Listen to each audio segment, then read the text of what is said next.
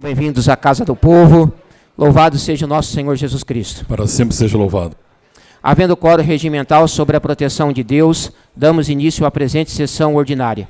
Convido o senhor vereador Ninha Fresneda a fazer a leitura de alguns versículos da Bíblia Sagrada.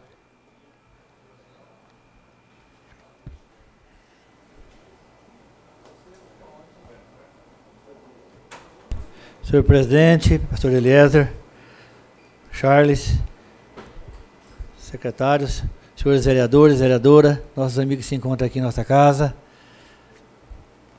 telespectadores da TV Câmara, TV do Povo, boa noite. De acordo com o regimento interno dessa Casa de Leis, farei uma citação bíblica no livro de Salmos, capítulo 112, versículo 1, 2, 3 e 4. Louvai ao Senhor, bem-aventurado o homem que teme ao Senhor e que em seus mandamentos tem grande prazer, e sua descendência será poderosa na terra. A geração dos justos será abençoada, fazenda e riqueza haverá na sua casa, e a sua justiça permanece para sempre. Palavra do Senhor. Coloca em discussão as atas das sessões camarárias do dia 22/4/2019. Não havendo manifestações, retificações ou impugnações, consideramos as mesmas aprovadas. Solicito ao secretário que proceda à leitura dos expedientes recebidos de diversos. Do Clube Ornitológico de Tupã e região, convite para a exposição de canários e pássaros exóticos, que ocorrerá no Clube dos Comerciários de 17 a 18 de maio. Da Secretaria Municipal de Cultura, convite para o evento Quinta com Arte. Da Secretaria Estadual de Desenvolvimento Social, resposta à indicação de autoria do vereador Eduardo Edamitsu. Da Agência Paulista de Promoção de Investimentos e Competitividade, resposta via e-mail, informando o encaminhamento ao setor competente da indicação de autoria do vereador Eduardo Edamitsu. Da senadora Mara Gabrilli, resposta às indicações de autoria dos vereadores Alexandre Scombate e Eduardo Edamitsu. Do Tribunal de Contas do Estado de São Paulo, ofício encaminhando cópia de decisão referente à dispensa de licitação em contrato da Prefeitura Municipal. Da Secretaria Municipal de Planejamento, ofício informando a realização de convênio através de emenda parlamentar do deputado Orlando Silva.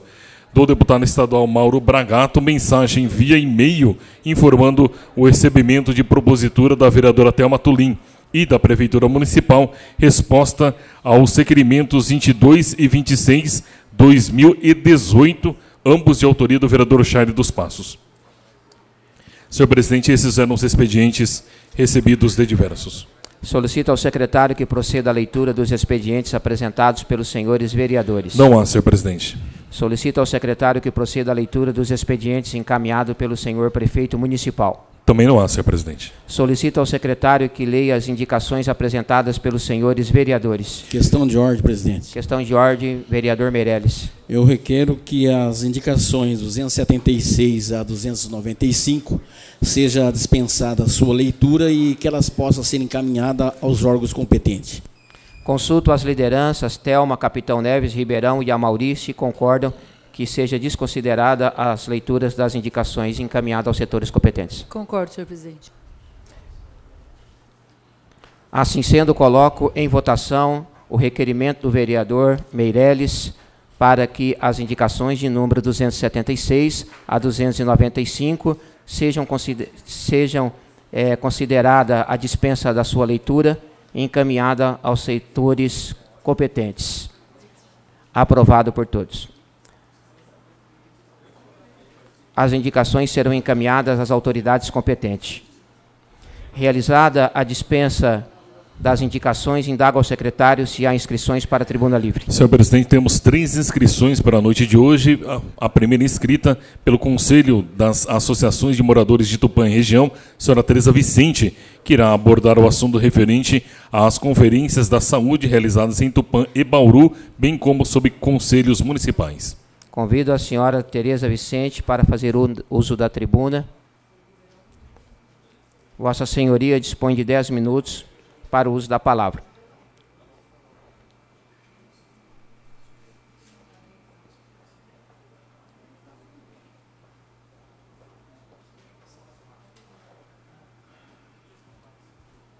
Boa noite a todos, boa noite à mesa, vereadores, vereadora, boa noite, a população que nos assiste aqui na plateia, que estão em casa, boa noite a todos. Bom, o motivo que me trouxe aqui hoje foi que estivemos no dia 29 e dia 30, agora de março, a 16ª Conferência Municipal de Tupã, onde foram eleitos 4 delegados pelas associações de moradores e uma delegada pelo trabalhador de saúde. Esses delegados saíram para a macro, que foi realizada agora no dia 24, na cidade de Bauru, aonde lá saiu os delegados para São Paulo e depois os delegados a Brasília. E eu me sinto muito feliz de estar aqui hoje comunicando a todos a população. Outra vez, Tupã foi contemplado com um delegado para chegar a São Paulo e a Brasília. E Tupã foi representado na macro pelo Sidney Rodrigues, que é o nosso professor, pela Regiane Campos, que está aqui também, pelo Oswaldo Frônio, e eu, que fui também representando o Tupã. E pelos trabalhadores de saúde, foi a Érica Rodrigues, que também representou muito bem lá a saúde. E eu vou falar primeiramente sobre a nossa saúde, que foi realizada aqui. Eu quero agradecer, parabenizar a todos que estiveram envolvidos, porque foi um trabalho difícil para fazer essa conferência aqui em Tupã, que o dinheiro foi muito pouco, mas ninguém saiu fora para falar, não vamos ter a nossa conferência aqui. Foi muito boa a conferência. Estivemos lá alguns representantes. Uma coisa me deixou triste, porque lá se encontrou, na nossa Conferência da Saúde, que eu acho uma das conferências mais importantes dos conselhos. Só esteve lá um secretário. Só um. E aí eu sou obrigada a perguntar aos outros secretários, por que a saúde não tem importância aqui em Tupã, gente? Eu acho que era um local onde todos os secretários deveriam estar presentes, para cada um dar a sua opinião. Eu fiquei muito triste por isso. Mas, enfim, fomos para lá, para a macro, dia 24.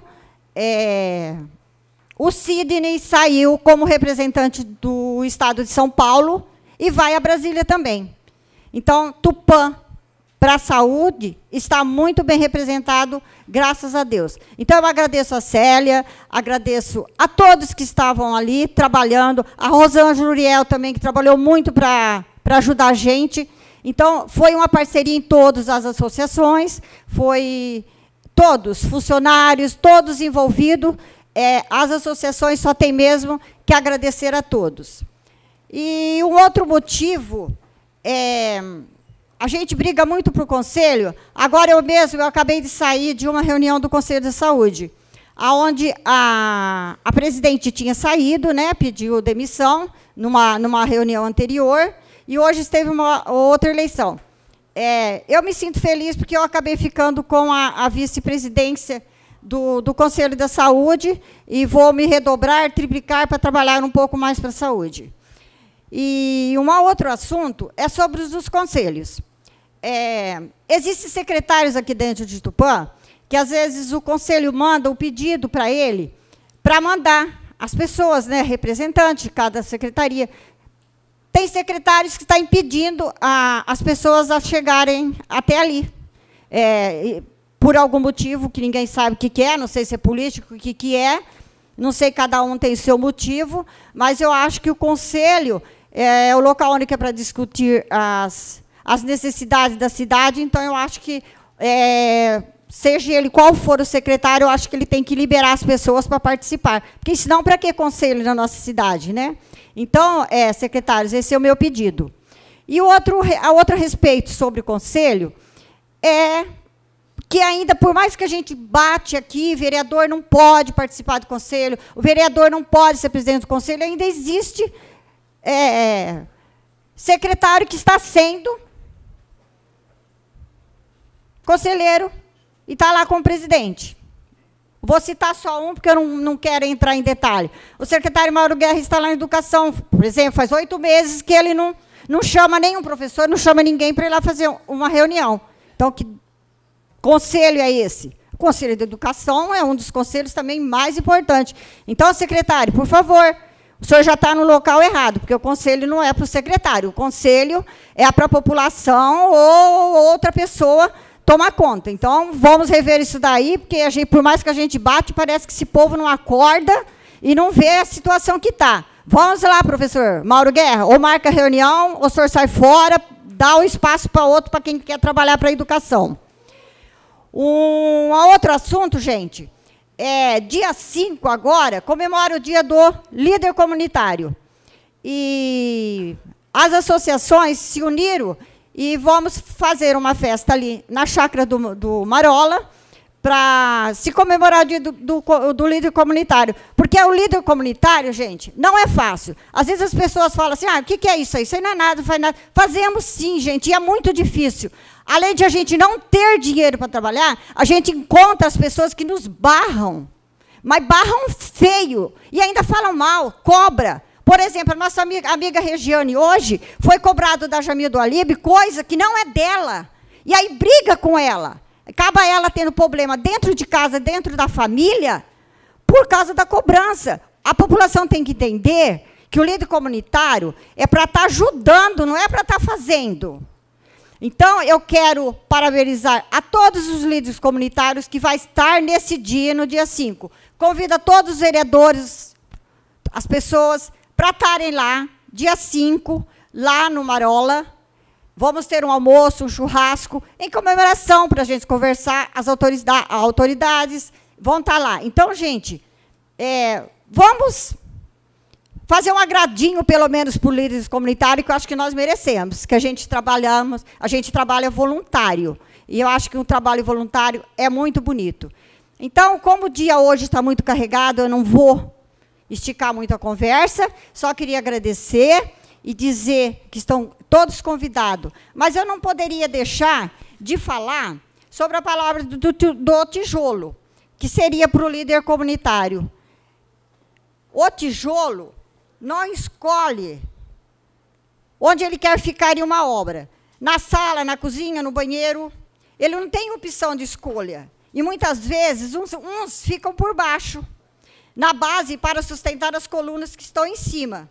Às vezes, Deus te coloca embaixo e você não entende que, para sustentar muita gente que está em cima, Deus nos coloca onde Ele quer.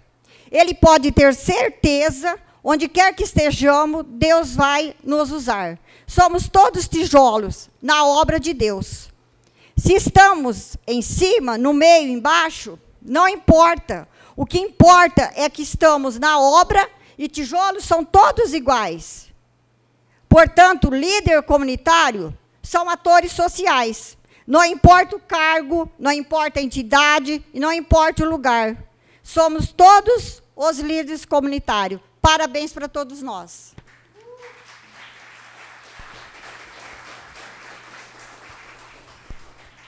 Solicito ao secretário se há mais alguém inscrito para a tribuna livre. Pela União do Movimento Negro com Todos, o senhor André Prado, que irá se manifestar sobre o Plano Municipal de Cultura e demais leis que tramitam na casa. Convido o senhor André Prado para fazer uso da tribuna. Vossa Senhoria dispõe de 10 minutos para o uso da palavra.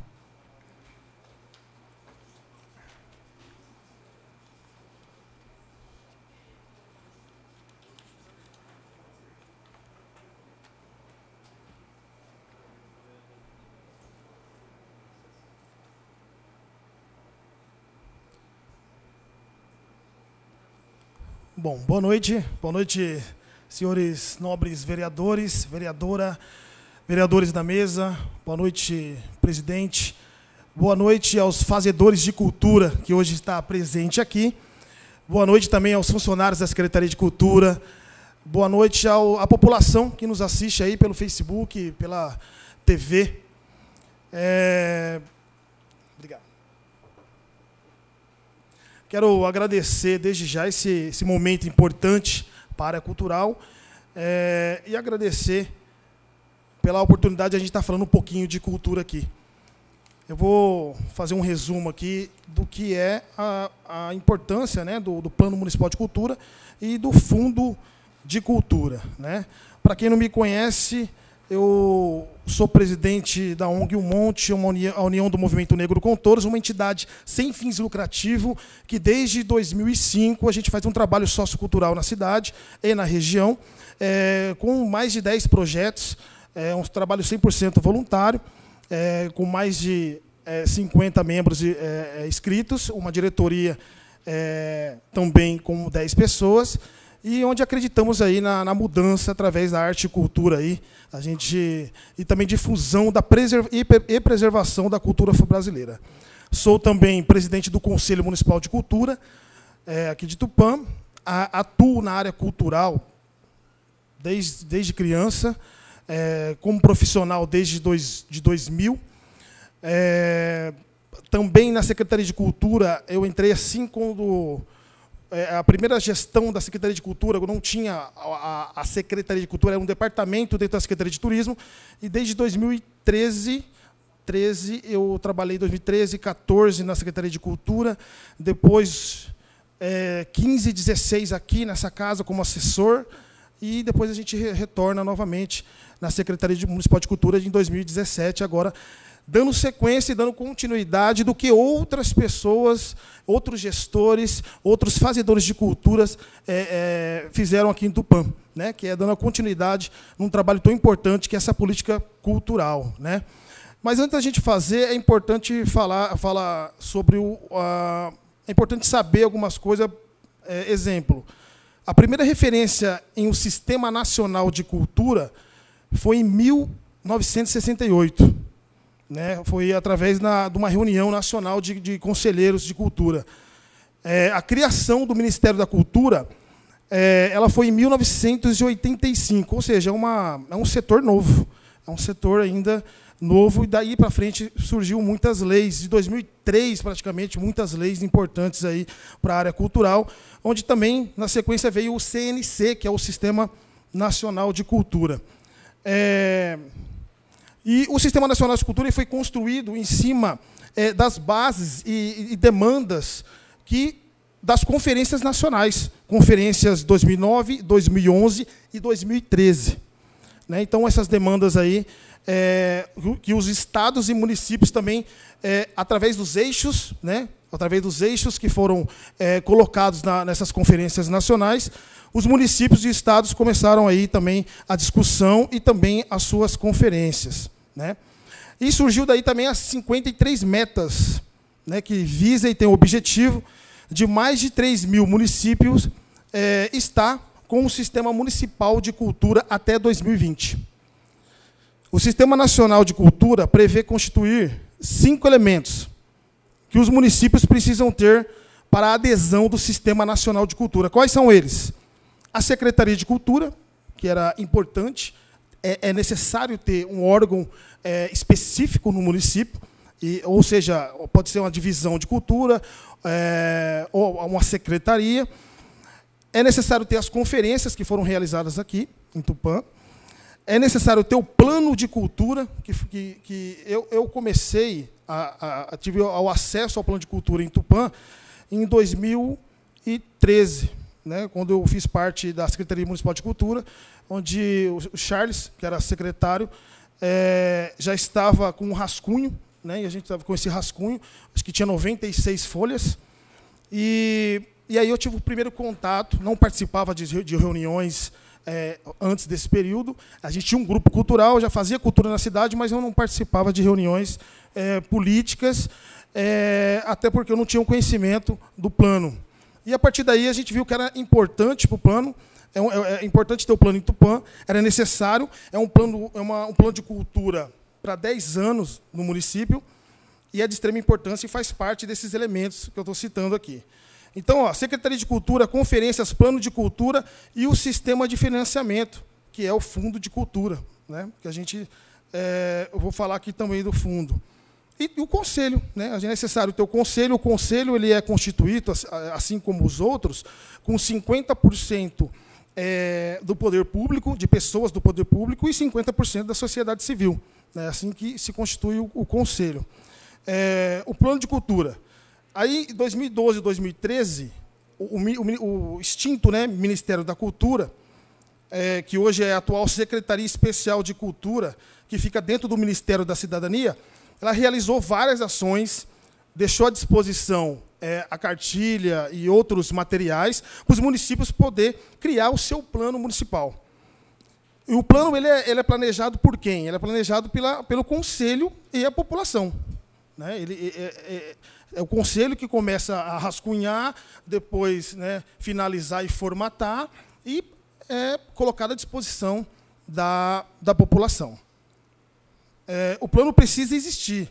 Tá? Ele tem que existir dentro do município, até porque o município precisa desses cinco elementos para poder se adequar e entrar no Sistema Nacional de Cultura. E coube e cabe a nós, né, membros do Conselho, artistas, produtores, provocar o secretário de Cultura, o prefeito, o vice-prefeito, para poder dar sequência numa lei tão importante como essa. A gente, em 2017, 2018, agora, as reuniões do Conselho, que é mensal, a gente focou em finalizar e formatar esse plano.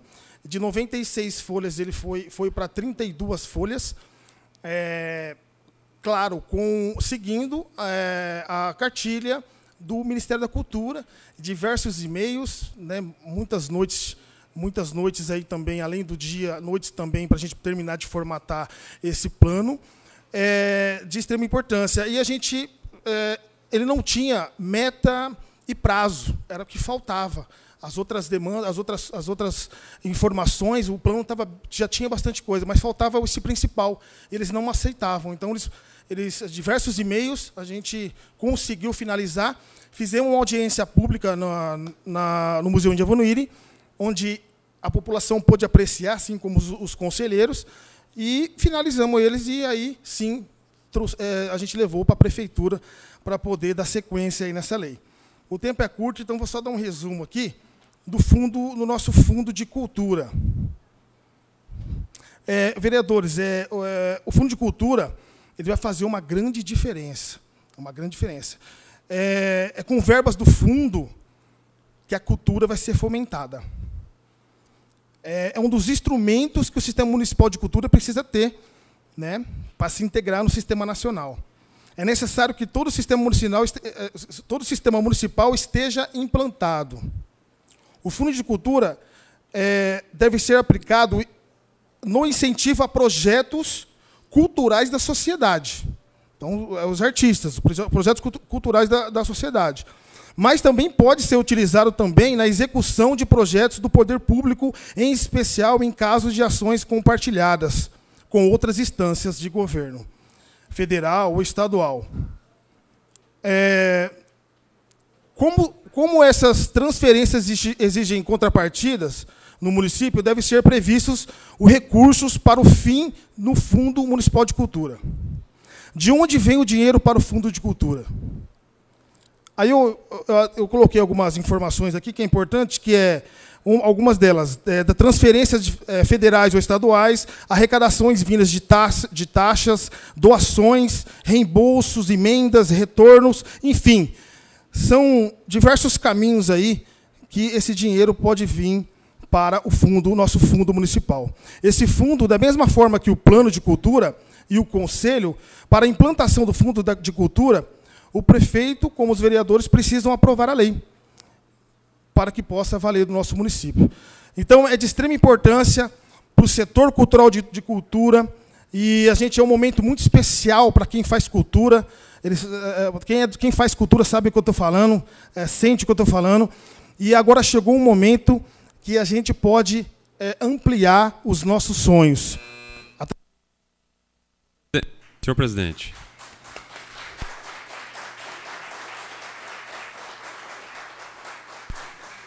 Haja vista a importância do assunto para a área cultural e a quantidade de pessoas ligadas à cultura presentes na sessão, eu gostaria de solicitar a Vossa Excelência que concedesse mais pelo menos 5 minutos para que o presidente do Conselho pudesse continuar fazendo uso da palavra. Consulta as lideranças, se concorda com o pedido do vereador Charles. Amauri? Eu sou avesso a esse tipo de... Porque as pessoas... Nós temos 10 minutos, temos que nos preparar com 10 minutos, mas diante do argumento eu concordo. Vossa Senhoria dispõe de mais 5 minutos. Obrigado, vereadores. Concluindo, né? De extrema importância a gente ter um fundo municipal de cultura que atenda. E como vai ser isso? Como que funciona? Né? Para quem, às vezes, é da área da cultura ou não sabe como funciona, é democrático, é através de editais. E isso é muito importante porque nós temos aqui na cidade uma diversidade cultural muito grande que outros municípios da região não têm. Tá? A gente está falando de uma cidade onde tem grandes músicos. A gente está falando de uma cidade que tem grupo cultural aqui que ganha festival internacional. A gente está falando de produtor cultural aqui que ganha todo ano recurso de PROAC, de edital de nível federal. A gente está falando de pessoas que estão trabalhando, de pessoas que vivem da arte e cultura. Tá? Ensinam pessoas, de mestres, pessoas que ensaiam debaixo de um pé de manga e, final de semana, está na estrada, levando a sua arte e a cultura para outros lugares. Então, a gente está falando que cidades como Marília, aqui do lado, que não tinha o plano até 2018, hoje já tem o fundo já tem recurso, já começa a arrecadar dentro dos equipamentos culturais, arrecadar dinheiro, porque pode se cobrar bilheteria, e esse dinheiro ir para o Fundo Municipal de Cultura, e o dinheiro que está no fundo abrir mais editais, e enfim. Bom, deu para entender um pouquinho aí, nesse resumo, de como é tão importante ter um recurso próprio para a cultura. Né? Eu sou da época que a gente ia lá bater na porta do Departamento de Cultura, ou Divisão de Cultura, para poder pedir dinheiro. Mas vem pedir apoio para poder fazer uma atividade no bairro tal. Não precisa do quê? Precisa do som, não precisa da divulgação, do cartaz. E são coisas mínimas. Né? Mas, quando se abre edital para poder incentivar e fomentar projetos como esse que eu citei, fica muito mais amplo, muito mais... a gente consegue resultados maiores. Né? Então, eu fico aqui meu primeiro agradecimento, né, aos senhores vereadores por apreciar esse projeto, por dar importância a essa cultura, e dizer que a cultura transforma. E não só nós do Conselho, mas também entidades culturais e artistas, sabe que a cultura tem um poder de transformar, e a gente quer que a cultura chegue antes. Chegue antes do quê? Chegue antes da droga, antes da violência, antes das armas. É isso que a gente quer. É isso que a população precisa, é isso que as crianças precisam. Que a cultura chegue na base e que mais projetos nascem, projetos importantes nascem dentro da nossa cidade. Né? De diversos segmentos, desde o artesanato até grandes shows.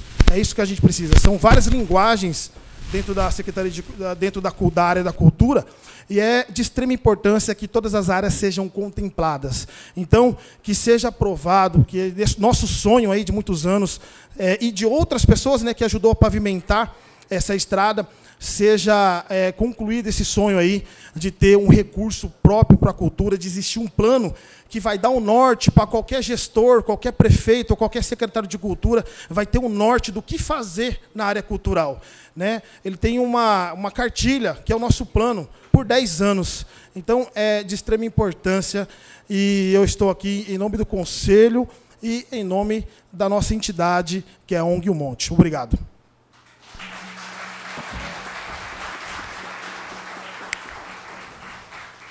Consulta ao secretário se há mais alguém inscrito para a tribuna livre. Terceiro inscrito na noite é o secretário municipal de Cultura, o senhor Renato Gonzalez Rosa, que também irá se pronunciar sobre o Plano Municipal de Cultura e demais leis que tramitam na casa.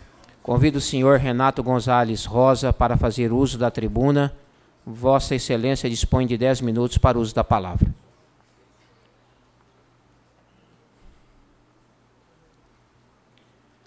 Senhor presidente, membros da mesa, demais vereadores, público que comparece aqui na galeria, meus amigos artistas de Tupã, aqueles que assistem pela TV Câmara e redes sociais, boa noite. Para quem não me conhece, sou Renato Gonzalez, ator, diretor, sonoplasta, técnico de luz e, atualmente, secretário de Cultura. Hoje é mais um dia daqueles que a gente considera histórico nas lutas pelas leis de incentivo à cultura na nossa querida estância turística de Tupã. É com muito orgulho que eu participo desse momento como artista e como secretário de Cultura. Desde 2017 estamos trabalhando intensamente na revisão, formatação e adequação dessas leis. Inúmeros contatos com o Ministério da Cultura, Secretaria de Cultura e Conselho de Cultura de São Paulo, pesquisas, contatos com outros municípios foram feitos para que essas leis se transformem em ferramentas efetivas para o desenvolvimento cultural de Tupã. Não deixa de ser um alívio, senhores, vivenciar mais uma etapa dessa, que espero, de coração, que seja aprovada pelos vereadores. Lembro das minhas primeiras conversas sobre leis de incentivo à cultura na então Divisão de Cultura, que era localizada na rua Coroados, na qual a chefe era a professora Enedina Tereza Ramos da Luz. Lá se vão, gente, 19 anos. Como disse nosso amigo Ivan Bagagi semana passada, demorou muito. Mas hoje serão votados, senhores, 3 leis de extrema importância. Primeiro, o projeto de lei 12/2019, que aprova o Plano Municipal de Cultura, resultado de um intenso processo de escuta e participação social, realizado pela Prefeitura de Tupã, por meio da Secretaria de Cultura, em parceria com o Conselho Municipal de Políticas Culturais. É um planejamento, é o plano diretor para o setor cultural por um período de 10 anos. Temos também o projeto de lei 13/2019, que altera alguns artigos da Lei Municipal 4.652, de 8 de junho de 2013. Essa lei foi proposta pelo então vereador Luiz Carlos Sanches, que estabelece, estrutura e disciplina o funcionamento do Fundo Municipal de Cultura de Tupã. Na verdade, são apenas algumas correções, para que não fique discordante da atual legislação. E o projeto de lei 14/2019, este que cria a Escola Municipal de Cultura Artística, com finalidades, atribuições e organização prevista nesta lei, com o objetivo de difundir o ensino artístico nas suas mais diferentes formas e expressões, promovendo e desenvolvendo aptidões artísticas e contribuindo para a formação do cidadão e, consequentemente, para a sustentação de eventos artísticos, teatrais, musicais e outros necessários para o desenvolvimento cultural da cidade, proporcionando acesso à cultura. Com a criação dessa escola, o público fixa em uma política pública definitiva para o ensino de artes no nosso município. Essa escola irá substituir o, então, projeto Oficinas Culturais, que hoje atende cerca de 200 alunos matriculados nos cursos de dança 2, capoeira, violão, teclado, instrumentos de sopro, danças urbanas, dança afro, fotografia e também oficina de comissão de frente. Essa lei, senhores, coloca um ponto final no problema crônico que passa todas as administrações quando vai se trocar o prefeito. O que tem no outro prefeito é simplesmente aniquilado. Acaba por ali. Então, com essa lei, isso realmente acaba. Vou aqui apenas citar um exemplo, que nós tínhamos o projeto Teatro para Todos, e todo mundo dança, com 450 pessoas, e na época ele foi descontinuado. E, infelizmente, não conseguimos colocar outras coisas no lugar. A Escola de Cultura Artística vem, nesse momento, justamente corrigir essa falha. Mas, para chegarmos nesse momento, precisamos reverenciar. A palavra é sim, gente, reverenciar. Algumas pessoas que foram importantes nesse processo. Foram feitas 2 conferências de cultura, várias audiências públicas, inúmeras reuniões de Conselho de Cultura. Peço escusas se, por um acaso, esquecer de alguém, ou ainda que a gente não consegue lembrar das pessoas de antes, né, desses 19 anos contados. Agradeço aí a chefe da Divisão de Cultura na época, Enedina Tereza Ramos da Luz. Agradeço a ex-secretária de Cultura, Araceles Góes Morales, ela que organizou a primeira conferência de cultura. Ao ex-vereador Luiz Carlos Sanches, que batalhou muito com a gente, tá? em troca, realmente, para tentar fazer com que esse sonho se tornasse realidade. Aos ex-secretários de Cultura, Charles dos Passos, Anderson Medeiros e Ricardo Amado. Ao atual presidente do Conselho de Cultura, o André Prado, da qual eu quero aqui cumprimentar todos os componentes do Conselho de Cultura. Aos funcionários da Secretaria de Cultura, ao vice-prefeito Caia Ock, que também por um tempo ele foi secretário de Cultura, ao prefeito Ricardo Raimundo, que acreditou no nosso trabalho e, nesse caso, entendeu a importância dessas leis. A minha família, que tem sido meu porto seguro nessa luta.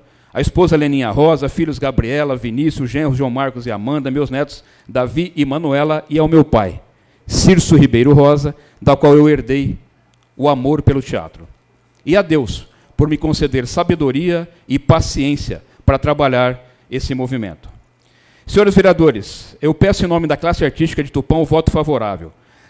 Tais leis são as principais ferramentas de fomento à cultura de nossa instância turística, pois irá proporcionar que vários projetos culturais aconteçam, contribuindo assim para ampliar o acesso dos cidadãos tupaenses à cultura, já que os projetos patrocinados são obrigados a oferecer uma contrapartida social, ou seja, eles têm que promover ações de formação, capacitação junto às comunidades.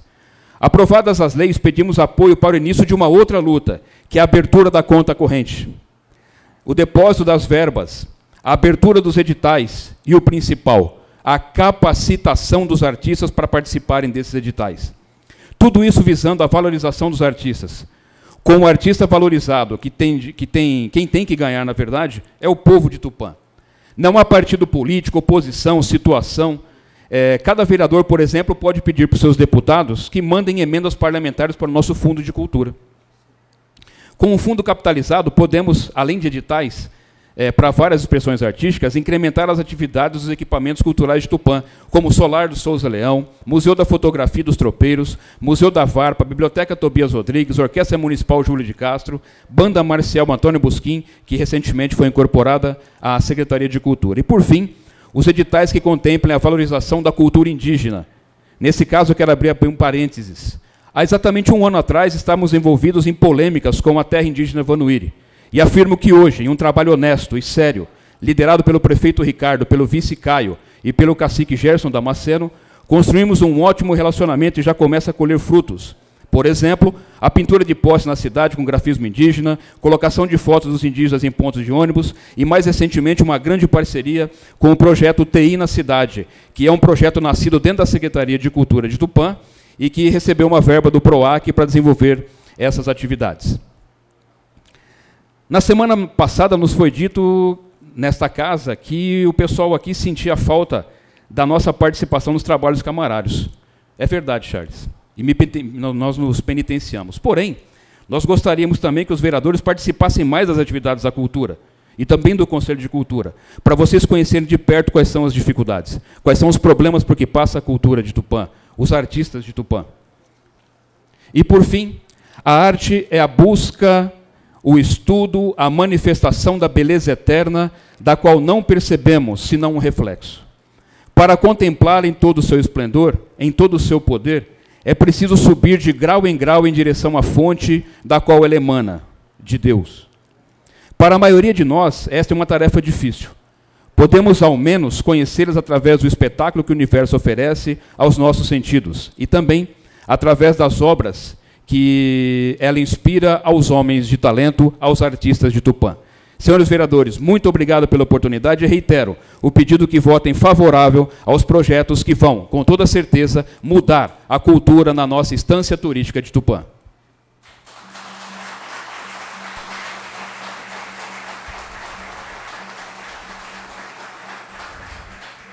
Não havendo mais inscrições para pronunciamentos na tribuna livre, solicito ao secretário que proceda à leitura das moções apresentadas pelos senhores vereadores. Moção 148/2019, de autoria dos vereadores Alexandre Scombate e Eduardo Akiri Damitsu, manifesta congratulações ao deputado estadual Ricardo Madalena pela condução ao posto de presidente da Comissão de Transportes e Comunicação da Assembleia Legislativa do Estado de São Paulo. Em discussão, a moção de número 148, de 2019, de autoria dos vereadores Alexandre Scombate e Eduardo Akira Edamitsu. Questão de ordem, presidente. Questão de ordem, Gostaria vereador Paulo Henrique. de solicitar para os novos vereadores se a gente poderia subscrever essa moção. Não só eu, como todos os vereadores aqui, é importante. Está aberta a todos os vereadores.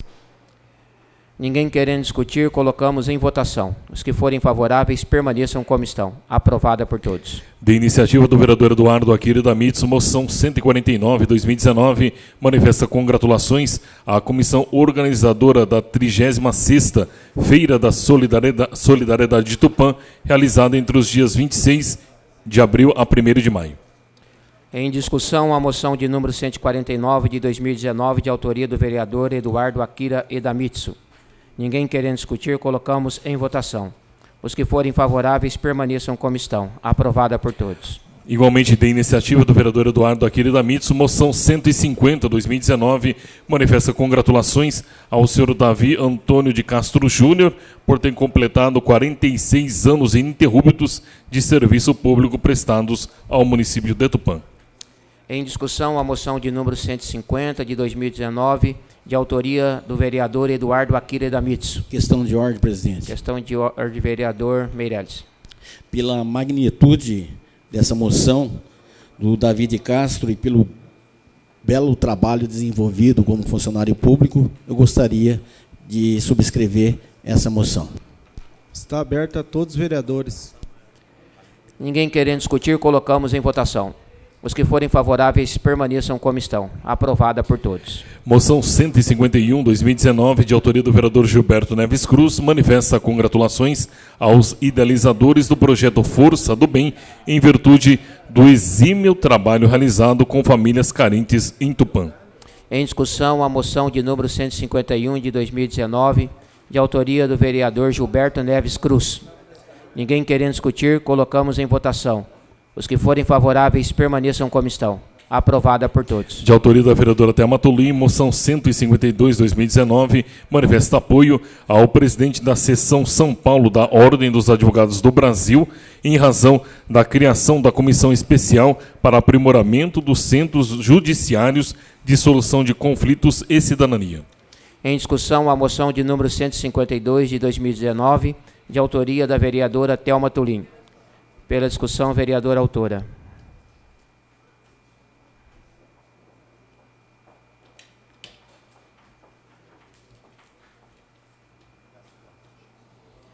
Senhor presidente, muito boa noite, senhores vereadores da mesa, meus colegas, ao público que aqui comparece. É muito importante a presença de todos os senhores, as senhoras, as pessoas da cultura e as pessoas que se preocupam com o que acontece no nosso município. Eu quero, com essa moção, senhor presidente, parabenizar e apoiar a OAB, que, preocupado com a defesa dos direitos dos cidadãos, levou a seção São Paulo da OAB a instituir uma comissão especial para aprimoramento dos SEJUSCs, os Centros Judiciários de Solução de Conflito e Cidadania, que as pessoas apenas conhecem quando acabam ingressando com uma ação judicial e tem uma audiência de conciliação marcada, vai então para o SEJUSC. E eu quero lembrar que, na verdade, o grande objetivo é que, logo no início da ação, as partes se componham, as pessoas consigam resolver os seus conflitos e extinguir a ação judicial ali mesmo. Mas eu não poderia deixar de lembrar a todos que, desde que foi criado, há algum tempo atrás, os conciliadores ainda trabalham de forma voluntária. O governo do Estado ainda não paga os seus conciliadores. Ou seja, se não tivermos profissionais habilitados, concursados ou não, mas que sejam conciliadores pagos pelo poder público, nós vamos ainda travar as ações, o próprio judiciário, porque nós, cada vez mais, precisamos buscar esses voluntários. Não é uma tarefa fácil mediar um conflito, tentar conciliação quando duas pessoas têm interesses antagônicos. Então, esse profissional precisa ser remunerado e reconhecido. Por isso, eu quero parabenizar a criação dessa comissão especial para o aprimoramento dos Sejusques e que a gente possa, em defesa da democracia, da justiça, fazer, inclusive, o que a própria OAB deseja com isso, é fazer com que todas as audiências de conciliação tenham um advogado de cada parte, que as pessoas sejam orientadas pelos profissionais, que elas tenham as informações necessárias para decidir sobre como encaminhar os seus conflitos, aceitar ou não os acordos, aceitar ou não a conciliação, que elas não percam os seus direitos. Então, parabéns à OAB, eu peço voto favorável a todos, lembrando que os conciliadores precisam de remuneração e lembrando também que as audiências precisam ser acompanhadas, ambas as partes, por advogados. Muito obrigada.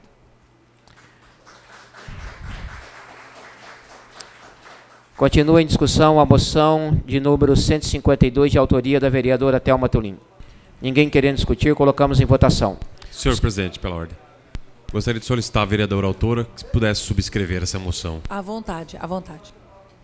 Ninguém querendo discutir, colocamos em votação. Os que forem favoráveis permaneçam como estão. Aprovada por todos. De autoria do vereador Gilberto Neves Cruz, moção 153/2019, manifesta congratulações em razão da aprovação do projeto de lei 10.119 de 2018, que cria a carteira de identificação da pessoa com transtorno do espectro autista, sendo uma forma de facilitar o atendimento prioritário garantido aos autistas e representa importante conquista na validação dos seus direitos. Em discussão, a moção de número 153, de 2019, de autoria do vereador Gilberto Neves Cruz. Pela ordem, presidente. Pela ordem, vereador Antônio Carlos Meireles da Silva. Pelo belo trabalho do nosso edil, desenvolvendo nesse setor, gostaria de subscrever esse belo trabalho, subscrevendo a moção. Ninguém querendo discutir, colocamos em votação. Os que forem favoráveis permaneçam como estão. Aprovada por todos. Moção 154/2019, de autoria da vereadora Thelma Tulim, manifesta apoio a um projeto de lei 2513 do deputado federal Diego Garcia, que regulamenta a licença paternidade e fortalece a proteção às famílias em caso de nascimento ou adoção de criança com deficiência. Em discussão, a moção de número 159, de 2019, de autoria da vereadora Thelma Tulim. Ninguém querendo discutir, colocamos em votação. Os que forem favoráveis permaneçam como estão. Aprovada por todos. De autoria do vereador Gilberto Neves Cruz, moção 155/2019, manifesta congratulações à empresa Tarraf Consórcio Nacional em virtude da realização do projeto Consórcio Solidário, onde na compra de um consórcio, parte da taxa administrativa será doado para a PAI de Tupã. Em discussão, a moção de número 155, de 2019, de autoria do vereador Gilberto Neves Cruz. Ninguém querendo discutir, colocamos em votação. Os que forem favoráveis permaneçam como estão. Aprovada por todos. Senhor presidente, essas eram as moções apresentadas pelos senhores vereadores. Dando sequência a essa sessão ordinária, indago ao secretário se há requerimentos para deliberação. Senhor presidente, primeiramente temos a denúncia para cassação e afastamento do mandato do prefeito municipal de Tupã, apresentada pela senhora Luciliana Maria de Abreu. Peço ao secretário que leia a denúncia na íntegra. Excelentíssimo senhor presidente da Câmara Municipal da Estância Turística de Tupã, digníssimo pastor Eliezer de Carvalho, Lucilena Maria de Abreu, brasileira, divorciada, professora, portadora do RG 9640519-1 SSP/SP, inscrito no CPF 065-433-56804, portador do título de eleitor 0513-8260-124, zona 143, seção 75, residente domiciliado à rua Melvin Jones, 81, apartamento 3 2B, edifício Tabapuã, Vila Ipiranga, CEP 17 607 280, Tupã, São Paulo.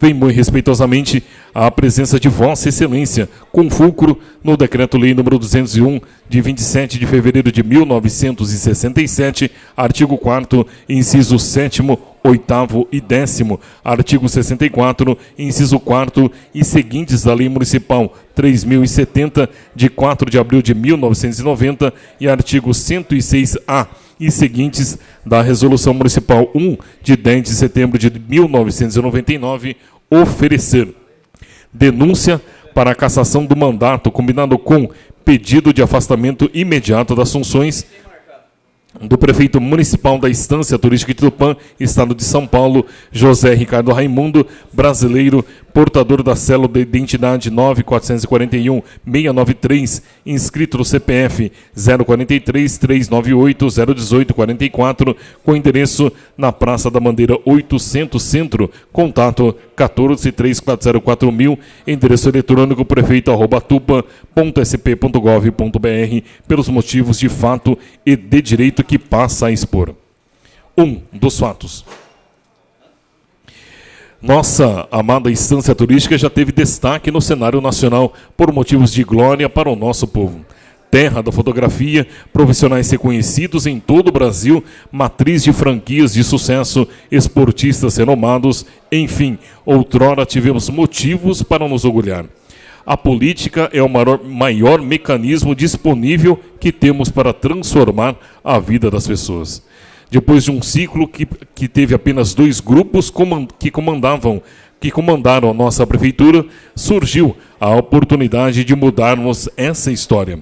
E, em 2016, a população escolheu mudar e mudou escolhendo o candidato José Ricardo Raimundo, quase que um desconhecido por um segmento social, mas que, utilizando do nome de sua empresa, Lages Tamoio, usou na campanha Ricardo Lages Tamoio, levou a vitória em outubro daquele ano.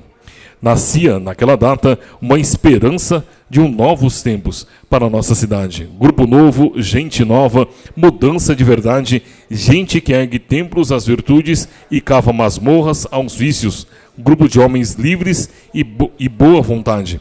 Cidadãos que buscam a justiça e a perfeição.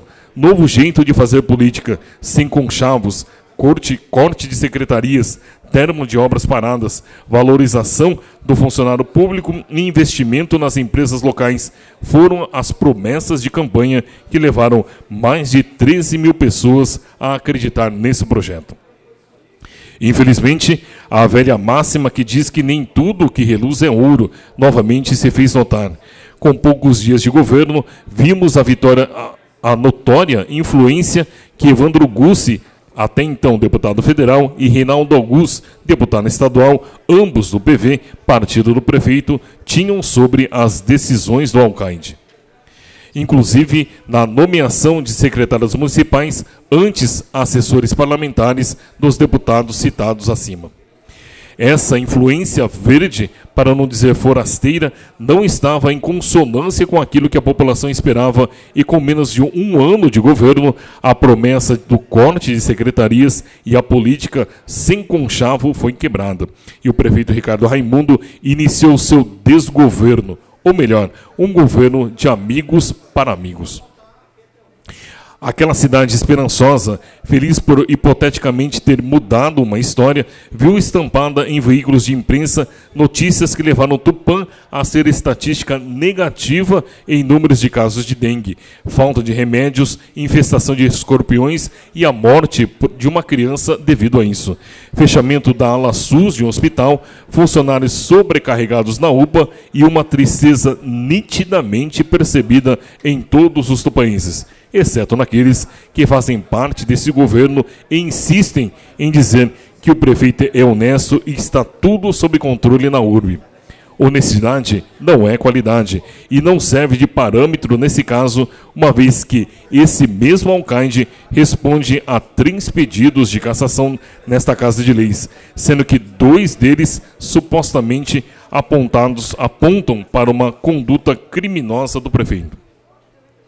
E, mais uma vez, faz-se necessário trazer a essa Câmara esse novo pedido de afastamento com posterior nomeação de comissão processante para cassar o mandato do prefeito José Ricardo Raimundo, já que sua postura e decisões à frente da Prefeitura Municipal da Estância Turística de Tupã vem sendo alvo de inúmeros inquéritos que estão sendo apurados pelo Ministério Público do Estado de São Paulo, em especial esse que passaremos a tratar.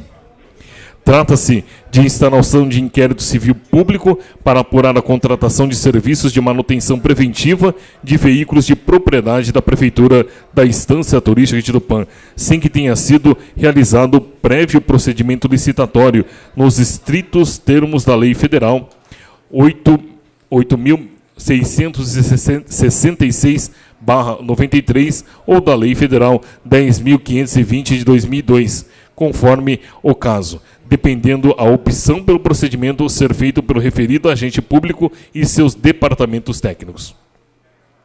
Não bastasse isso, a administração pública municipal efetuou, no exercício de 2017, o valor de R$ 81.269,70. Já no exercício de 2018, despendeu o valor de R$ 21.241, conforme demonstram planilha anexa. Planilha essa em 9 páginas. Após a denúncia feita pelo respeitado cidadão Alex Bruno dos Santos Limieri, reconhecidamente um fiscalizador público e defensor dos interesses da população junto ao Ministério Público Local, na data de 17 de dezembro de 2018, Dr. Rodrigo de Andrade Figaro Caldeira, notável promotor de justiça, assim recomendou. Recomendação administrativa.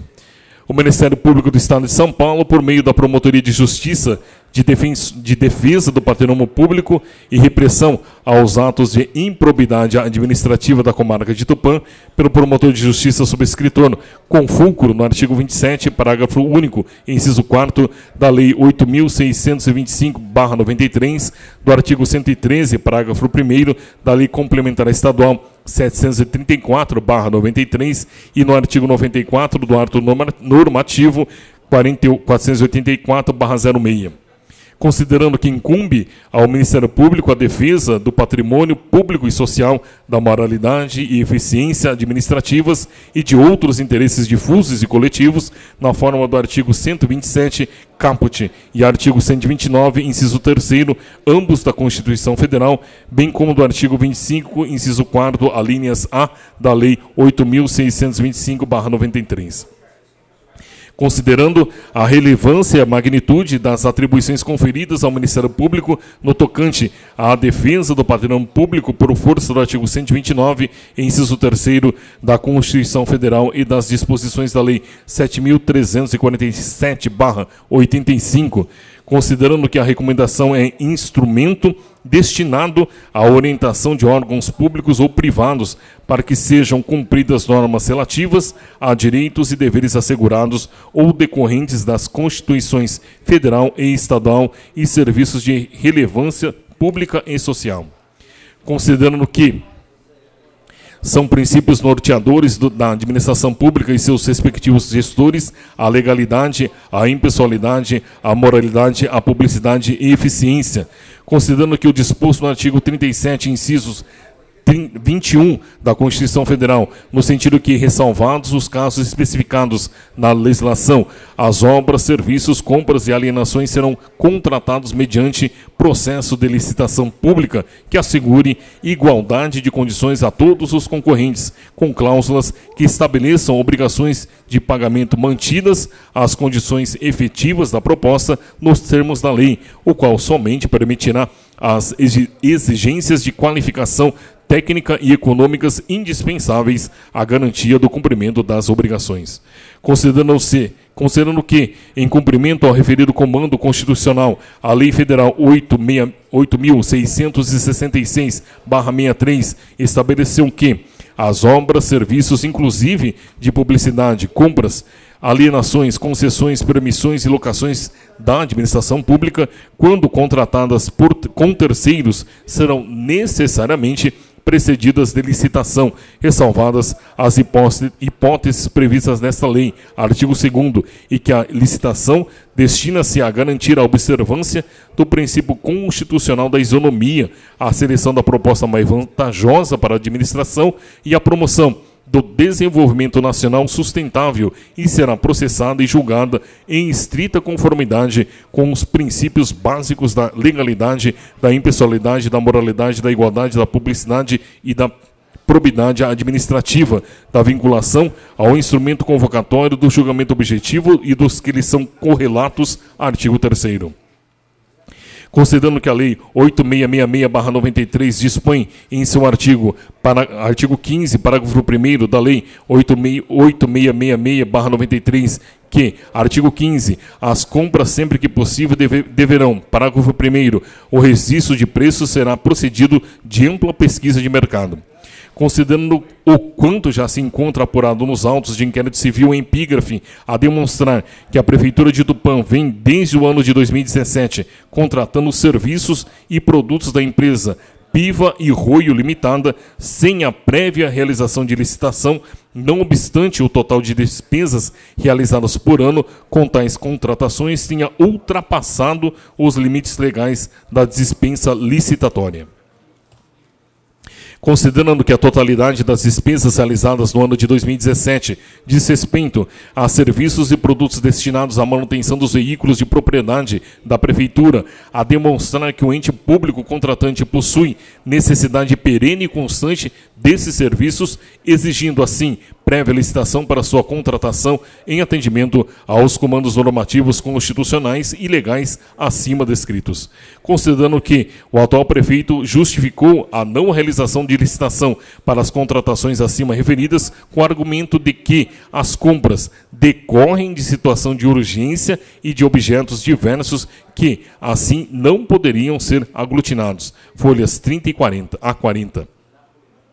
Considerando que tal entendimento ignora o fato de que as contratações realizadas dizem respeito a produtos e serviços da mesma natureza, manutenção preventiva de veículos, tanto é que foi sempre a mesma empresa que os prestou no ano de 2017 e continua a prestar no ano de 2018, muitas vezes da mesma espécie: compra de pneus, filtros de óleo e de ar, troca de óleo, serviço de alinhamento, balanceamento, etc., direcionados a veículos de propriedade do mesmo ente público contratante, cuja necessidade de manutenção é constante e, portanto, podem ser consideradas parte de um todo a exigir instauração de procedimento licitatório para assegurar a integral observância dos princípios e objetivos colimados pela Constituição Federal e pela Lei 8666/93 nos dispositivos acima transcritos. Considerando que a observância reiterada e insistente desses dispositivos constitucionais e legais pode caracterizar atos de improbidade administrativa, a exigir imediata repressão no âmbito da Lei Federal 8.429/92, mas que, sem prejuízo de tal providência a ser adotada, se for o caso, após exaurida a apuração que se dá neste inquérito civil, mostra-se salutar e necessária a cessação da conduta ora considerada ilegal por parte do ente público contratante, a fim de que eventuais prejuízos já causados não tenham continuidade, adotando desde logo as providências necessárias para que as próximas contratações da mesma natureza não sejam realizadas sem prévia licitação. Considerando, por fim, que cabe ao representante do ente público contratante deliberar sobre a melhor maneira de adequar-se ao cumprimento da lei, podendo optar pela realização de licitação por itens ou ao invés de preço global, nos termos da súmula 247 do Tribunal de Contas da União, ou ainda outra modalidade licitatória que melhor se adaptar aos fatos aqui tratados, assegurando sempre maior competitividade entre potenciais prestadores de serviços e a busca pelo menor preço dentre eles. Resolve recomendar ao excelentíssimo senhor prefeito de Tupã que 1. Se abstenha de permitir ou efetuar a contratação de serviços de manutenção preventiva de veículos de propriedade da Prefeitura de Tupã sem que tenha sido realizado prévio procedimento licitatório, nos termos nos estritos termos da Lei Federal 8666/93 e da Lei Federal 10.520/02, conforme o caso, devendo a opção pelo procedimento ser feita pelo referido agente público e seus departamentos técnicos. 2. Em caráter excepcional, em casos de urgência ou emergência, devidamente comprovados e documentados, a contratação de serviços de manutenção dos veículos pode-se dar diretamente, sem prévia licitação, seja por força do valor do produto ou serviço contratado, seja por eventual ocorrência das hipóteses legais de dispensa ou inexigibilidade de licitação prevista nos estatutos legais acima mencionados. Tudo sem prejuízo da adoção de procedimentos prévios para a formalização e comprovação dessas situações com indispensável de pesquisa de preços e de critérios de qualidade nos termos que dispõe o artigo 26 da Lei Federal 8666/93, além do registro de preço descrito no artigo 15, parágrafo 1º da Lei 8666/93. Terceiro, encaminha a esta Promotoria de Justiça documentos comprobatórios da adoção das providências acima declinadas, prazo máximo e improrrogável de 30 dias, observado que o prazo dos inquéritos civis está suspenso de 20 de dezembro até 20 de março. 20 de dezembro a 20 de janeiro. Quarto, seja dado conhecimento do inteiro teor dessa recomendação ao diretor e servidores lotados no Departamento de Compras e Licitações da Prefeitura, bem como seja ampla publicidade à presente recomendação, publicando-a nos instrumentos de divulgação dos atos oficiais da Prefeitura, da Câmara Municipal e na imprensa local, comprovando-se tais providências perante esta promotoria no mesmo prazo acima assinalado. 5. Fica desde logo consignado que, em caso de não acatamento da recomendação, o Ministério Público informa que adotará as medidas legais e judiciais necessárias a fim de assegurar a sua implementação, inclusive através do ajuizamento de ação civil pública cabível, principalmente para respeito aos princípios constitucionais que norteiam a administração pública. Artigo 37 da Constituição Federal, tudo sem prejuízo da continuidade das diligências para eventual comprovação de atos de improbidade administrativa, o que se dará no âmbito do competente inquérito civil. O que deveríamos esperar de um administrador probo, honesto, temente a Deus e cumpridor das leis que regem nosso país? Uma total reformulação do conceito de compras fracionadas e o respeito pela recomendação que o digníssimo promotor propôs em documento que segue em anexo junto à indicação das provas. No entanto, o que se viu foi a reincidência em prováveis erros cometidos nos 2 primeiros anos de mandato e o incrível com a mesma empresa, ou seja, a administração pública municipal, continuou utilizando-se prática não recomendável no exercício de 2019, mesmo com a expedição de recomendação da 2ª Promotoria de Justiça de Tupã. As compras por parte do Poder Público Municipal foram efetuadas na empresa Piva e Roio Limitada ME, situada à Rua Caetés 449, centro, nessa mesma cidade de Tupã, inscrita no CNPJ 58-2019-189/1000, ao contrário, -98, com data de início das atividades em 27 de outubro de 1987, contando com capital social naquela oportunidade de 500 cruzados, sendo esse mesmo valor alterado em 5 de julho de 1995 para míseros R$500, sendo que essa empresa, de forma constante, pratica vendas com valor bem maior que o seu capital social, de forma a crermos que ou estaria burlando normas fiscais ou praticando magia em documentos contábeis, com objetivo de enriquecimento através do poder público, motivo pelo qual entendo que, salvo melhor juízo, essa Igreja Casa de Leis deveria oficiar os órgãos fiscalizadores competentes, Receita Federal, Ministério Público Federal, Polícia Federal em Marília, Secretaria Estadual da Fazenda, dentre outros, objetivando verificar essa prática de magia. Até a presente data, em apenas 4 meses do corrente ano, foram gastos R$12.586,50, como demonstra a planilha a seguir. Segue planilha em uma página. Cabe ressaltar que houve processo que nunca houve processo licitatório para a realização de compras por parte da Prefeitura de Tupã na empresa supracitada.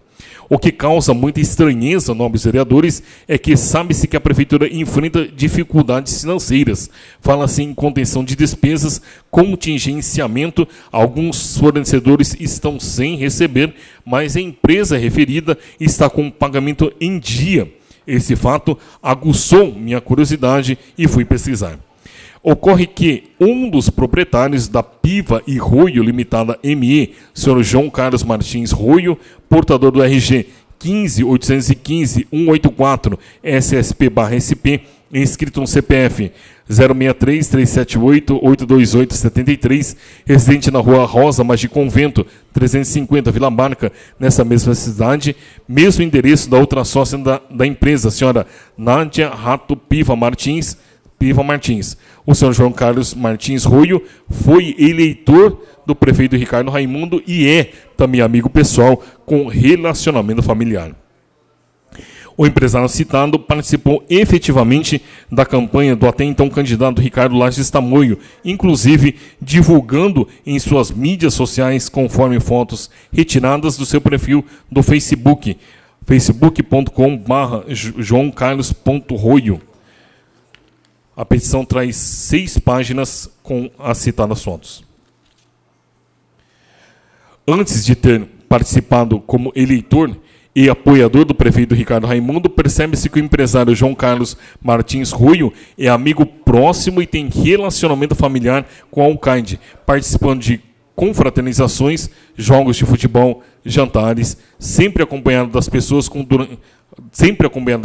que, durante um período, foram chamados de conselheiros do PV, a famosa cápsula verde, que se reunia para ouvir os mandamentos do Angus.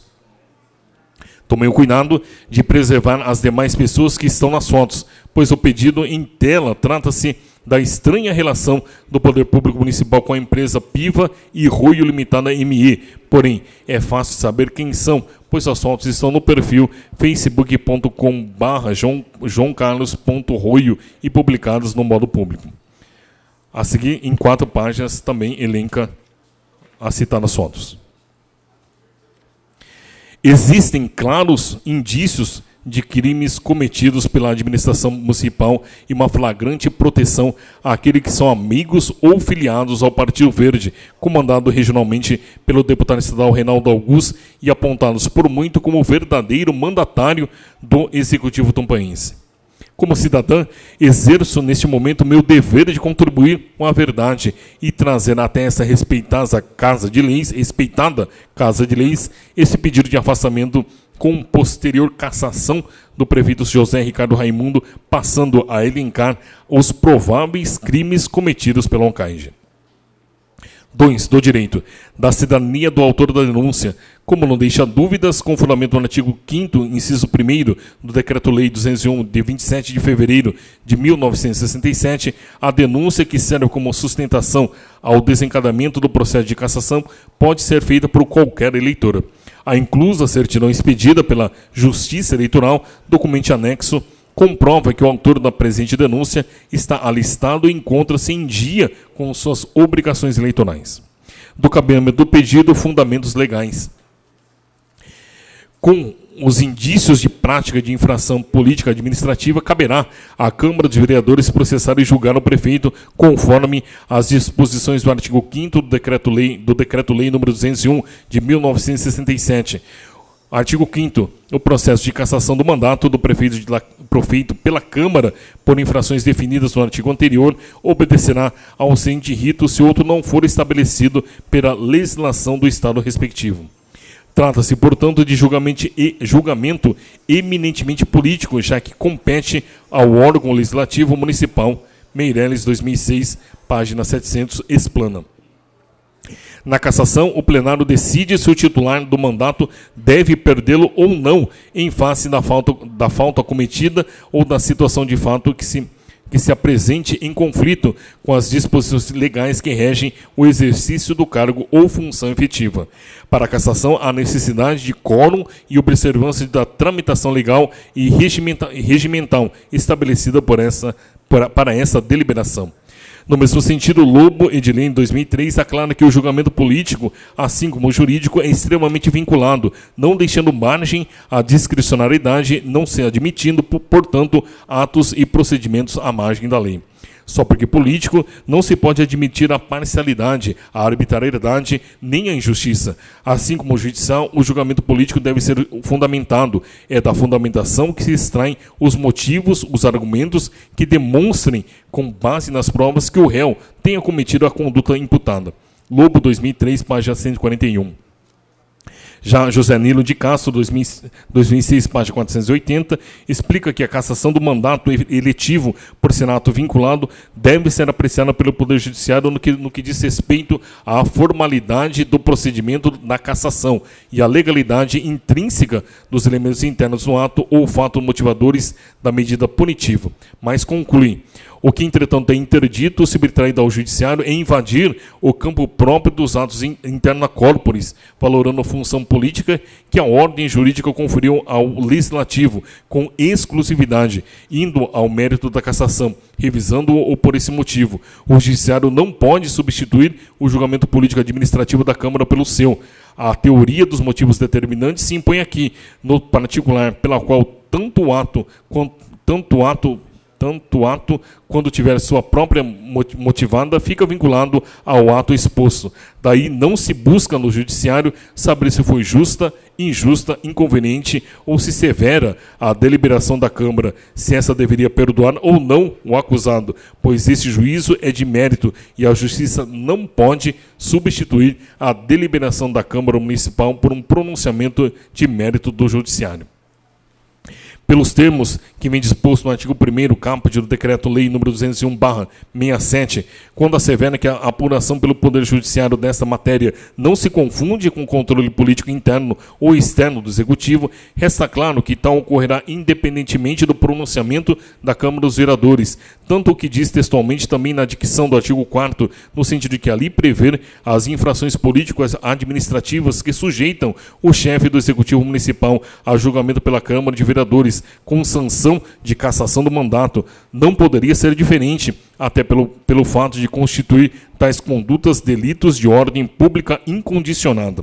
Em face disso, é que a jurisprudência nacional evoluiu no conceito restrito de configuração típica desses comportamentos à compreensão de que se afiguram compatíveis com aqueles previstos na Lei 8.429/92, Lei de Improbidade Administrativa, e isso porque, enquanto que o Decreto-Lei 201/67 trata sua responsabilidade por delitos funcionais, artigo 1º, e por infrações político-administrativas, artigo 4º, a Lei 8.429 prevê sanções civis e políticas para atos improbos. Sucede que, invariavelmente, algumas condutas encaixar-se-ão em mais de um dos diplomas citados, ou até mesmo nos 3, e invadirão mais de uma espécie de responsabilização do prefeito, conforme for o caso. No âmbito municipal, a cassação do prefeito é tratada na Lei Orgânica do Município em seu artigo 64, incisos 4º e 6º, in verbis. Artigo 64, são crimes de responsabilidade os atos do prefeito que atentarem contra esta lei orgânica, especialmente: 1. A existência da união do Estado e do município. 2. O livre exercício do poder legislativo. 3. O exercício dos direitos políticos individuais e sociais. 4. A probidade na administração. 5. A lei orçamentária. 6. O cumprimento das leis e das decisões judiciais.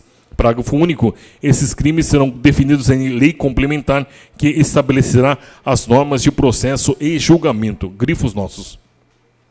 Neste caso, o prefeito de Tupã, José Ricardo Raimundo, incorreu no crime de responsabilidade previsto no artigo 64 na Lei Orgânica do Município, inciso 4º, ao praticar atos que atentem contra a probidade administrativa, e no inciso 6º, quando não atenta para a recomendação proposta pelo segundo promotor de justiça de Tupã, voltando a praticar compras fracionadas e por repetidas vezes, inclusive na mesma empresa, sem que fossem comprovadamente necessárias e urgentes. Em consonância com a Resolução Municipal 1, de 10 de setembro de 1990, em seu artigo 105, inciso 3º, se não vejamos.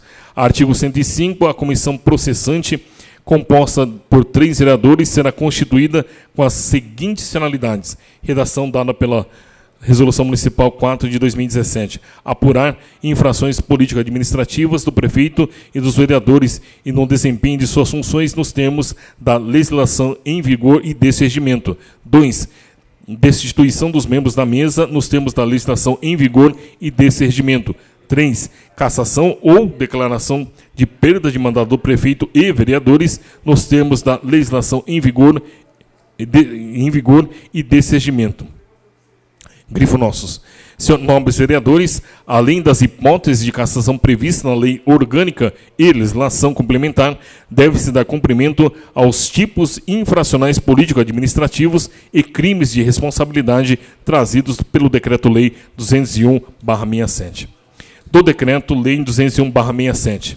O Decreto 201/67 relaciona em seu artigo 4º as infrações político-administrativas. Artigo 1º, são crimes de responsabilidade dos prefeitos municipais sujeitos ao julgamento do Poder Judiciário, independentemente de pronunciamento da Câmara dos Vereadores. Inciso 2º, utilizar-se indevidamente em proveito próprio ou alheio de bens, rendas ou serviços públicos.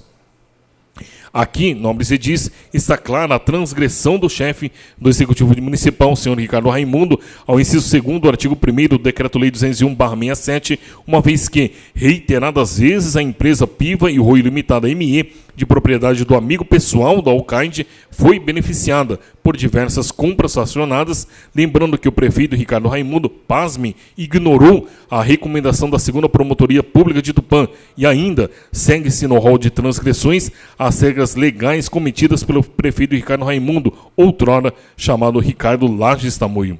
O artigo 4º do Decreto-Lei nº 201/67 também foi um dos dispositivos alcançados pelas práticas delituosas do chefe do Executivo, sendo, vejamos, artigo 4º, são infrações político-administrativas dos prefeitos municipais sujeitas ao julgamento pela Câmara dos Vereadores e sancionadas com a cassação do mandato. Inciso 7º, praticar contra a expressa disposição de lei ato de sua competência, omitir-se na sua prática. 10º, proceder-se de modo incompatível com a dignidade e o decoro do cargo. É nítida a afronta ao texto legal aqui apontado e dispensaria quaisquer comentários, mas é necessário que discorra um pouco mais sobre a probidade administrativa. A Carta Constitucional de 1988, introduzida no Decreto Público Brasileiro, introduziu no direito público brasileiro a figura da improbidade administrativa. Até então, a ordem jurídica constitucional apenas previa o perdimento de bens por danos causados ao erário ou no caso de enriquecimento ilícito no exercício de função pública. Em seu artigo 15, inciso 5º, a Constituição Federal de 1988 previu a possibilidade de suspensão de direitos políticos no caso de improbidade administrativa. A norma do artigo 37, parágrafo 4º da Constituição Federal, por sua vez, dispôs a respeito das sanções cabíveis aos atos de improbidade administrativa, a saber, suspensão dos direitos políticos, perda da função pública, indisponibilidade dos bens e ressarcimento ao erário. Oportuno observar que a verificação de atos de improbidade administrativa pressupõe a compreensão dos princípios informadores da administração pública, que constam expressamente no catálogo do artigo 37, caput da Constituição Federal. No âmbito da normatização infraconstitucional, a Lei 8.429/92 constituiu um marco no controle dos atos da administração pública, trazendo consigo um catálogo tipológico dos atos que configuram improbidade administrativa e das respectivas sanções, distinguindo em seus artigos 9º, 10º e 11 três categorias de condutas a serem reprimidas: atos de improbidade administrativa que importem enriquecimento ilícito, atos de improbidade administrativa que causem prejuízo ao erário e atos de improbidade administrativa que atentem contra os princípios regentes da administração estatal. De outra banda, na esteira do movimento social que exigia maior transparência na administração pública, adveio a Lei 8666/93, que passou a regrar todas as licitações e contratos administrativos nas esferas federal, estadual e municipal. Um dos princípios basilares trazidos pela Lei 8.666/93 foi o da obrigatoriedade da licitação para a contratação de obras, serviços, compras e alienações pela administração pública, ratificando a exigência já estabelecida anteriormente no artigo 37, inciso 21 da Constituição Federal e consagrando a objetividade dos julgamentos na apreciação das propostas de modo a adotar de total transparência os contratos administrativos.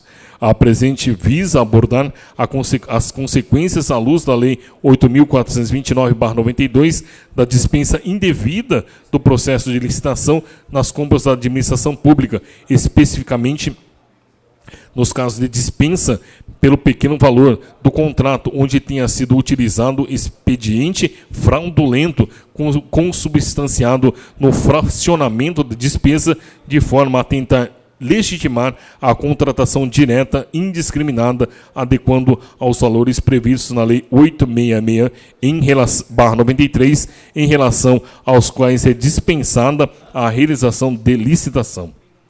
A obrigatoriedade da realização de licitação nos termos do artigo 3º da Lei 8666/93 visa assegurar a igualdade de oportunidades entre os interessados em contratar com o poder público e, concomitantemente, possibilitar a escolha objetiva da proposta mais vantajosa para a administração.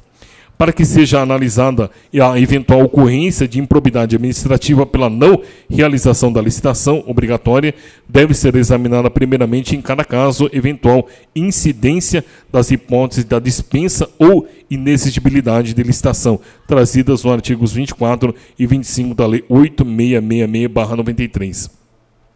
Assim, restringe-se a análise dos casos que o administrador utiliza-se do expediente fraudulento de fracionar indevidamente determinada despesa relativa às compras, a fim de permitir, com o parcelamento, os valores individuais de cada contrato não ultrapassem os limites da dispensa de licitação face ao pequeno valor contratado.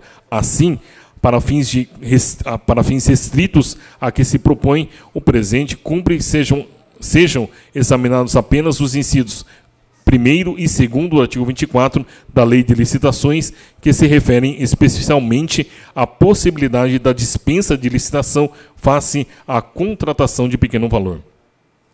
O artigo 24, inciso 1º da Lei 8666/93, com redação dada pela Lei 9.648/98, dispõe que a licitação é dispensável para obras e serviços de engenharia no valor até 10% do limite previsto na linha A do inciso 1º do artigo anterior, desde que não se refiram a parcelas de uma mesma obra ou serviço, ou ainda obras e serviços da mesma natureza e no mesmo local que possam ser realizados conjunta e concomitantemente. O grifo é nosso.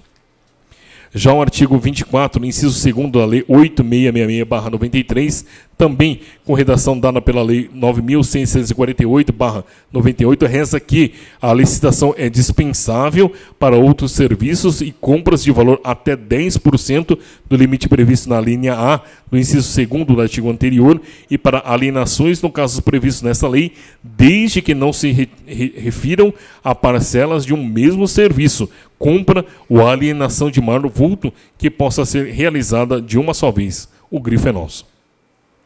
A dispensa da licitação para a contratação de pequena monta nada mais é que consequência do princípio da economicidade, justificando-se para impedir a onerosidade decorrente do tempo dispendido e dos recursos materiais e pessoais utilizados na realização de um certame licitatório, quando desproporcionais tais custos em relação ao valor do contrato a ser firmado. A respeito oportuno, transcreve a lição de Marçal Justen Filho, quando ressalta que as hipóteses previstas nos incisos 1º e 2º do artigo 24 da Lei 866/93 diz respeito à manifestação de desequilíbrio na relação custo-benefício nos casos em que custo econômico da licitação é superior ao benefício dela extraível. Para que haja a dispensa da licitação face ao pequeno valor do contrato, entretanto, imperativa é a observância rigorosa dos requisitos legais. No caso em epígrafe, na data de 18 de junho de 2018, foi publicado no Diário Oficial da União o Decreto 9.412, que atualizou os valores estabelecidos no artigo 23, inciso 1º e 2º do caput da Lei 8666/93, com as alterações, a dispensa de licitação passa para, primeiro, para obras e serviços de engenharia, R$ 33.000, para compras e serviços, R$ 17.600. Com efeito, o administrador público, ao efetuar a realização das despesas atinentes a compras, deve planejar adequadamente os procedimentos licitatórios, segundo a disponibilidade de sua dotação orçamentária. Como ensina Jorge Ulisses Jacob Fernandes, as compras promovidas pela administração pública devem ser precedidas de planejamento e ocorrer em períodos pré-estabelecidos. A compra deve ser feita de uma só vez, pela modalidade compatível com a estimativa da totalidade do valor a ser adquirido, mas sempre permitida a cotação por item. No mesmo sentido, o ensinamento de Marino Pazaglini, filho, Márcio Fernandes Elia Rosa e Valdo Fázio Júnior. Não basta, pois, o pequeno valor do objeto a ser contratado. É imprescindível que este não seja parcela de outro que deva ser regularmente licitado, ainda que de forma sucessiva ou simultânea. Em conclusão, não é lícito destacar pequenas obras e serviços do ínfimo valor de um conjunto de obras e serviços necessários ao bem comum, salvo que presentes inafastáveis razões de natureza técnica, inclusive para maior competitividade. Artigo 6º, parágrafo 1º. Ao comentar ditos dispositivos legais, Luiz Carlos Alcoforado pressiona que o escopo da regra foi a de coibir fracionamento irregular ou imotivado da licitação, tática muitas vezes traçada pelo mau administrador para contratar de maneira improba e ilegal com um apaniguado de sua preferência. Insta a agisar que toda e qualquer dispensa de licitação deve ser prévia e formalmente justificada, já que, segundo a lição de Valdo Fázio Júnior, a regra é a licitação. A dispensa é excepcional. A impessoalidade licitatória é ditada pelo interesse público e, por isso, deve ser devidamente justificada. É requisito da seriedade e da validade dos atos administrativos que haja a explicação dos motivos da dispensa da licitação, para que se possam confrontar os declinados pela administração pública. A não realização da licitação, quando obrigatório o certame público, configura improbidade administrativa, que pode encontrar tipificação tanto no catálogo da norma do artigo 10 da Lei 8.429/92, como na norma do artigo 11 da Lei 8.429/92. Na primeira hipótese, a não realização da licitação é acompanhada de prejuízo ao erário, configurando improbidade administrativa justificada pela norma do artigo 10, inciso 8º da Lei 8.429. Na segunda hipótese, a não realização de licitação configura improbidade administrativa por ofensa aos princípios que informam a administração pública e também por violação aos deveres de honestidade, imparcialidade, legalidade e lealdade, conforme se pode inferir na norma do artigo 11 caput da Lei 8.429/92. Com efeito, bastante comum na atual administração é o procedimento administrativo de fragmentar as compras no intuito de manter o valor de cada aquisição individual dentro do limite imposto pela Lei 8666/93 para viabilizar a dispensa de licitação. Assim, ao invés de efetuar uma compra programada de determinado material mediante procedimento licitatório, o administrador opta por fragmentar a aquisição em pequenas compras para que o valor individual de cada uma delas esteja abaixo do limite de R$ 17.600, oportunizando o destarte à dispensa da licitação. Em regra, o fracionamento irregular das despesas relativas às compras pode ser detectado a partir da constatação da sucessiva contratação de aquisição de mercadorias em determinado período, ao invés da realização de licitação única para oportunizar a compra dessas mesmas mercadorias durante o mesmo período de um fornecedor selecionado a partir de certame público exigido em lei. Para que se analise eventual ocorrência de irregularidade no fracionamento das despesas, principalmente, cumpre seja examinado se houve alguma circunstância excepcional a caracterizar a emergencialidade em cada uma das contratações. Depois, indispensável é a verificação da identidade do objeto em cada uma das compras, como, por exemplo, sucessivas aquisições de medicamentos. Além disso, é recomendável a demonstração da proximidade temporal entre os contratos, de modo a evidenciar a intenção do administrador de não realizar licitação, evitando a estocagem de produtos e de utilizar a contratação direta como uma forma de aquisição de determinado bem material durante certo período.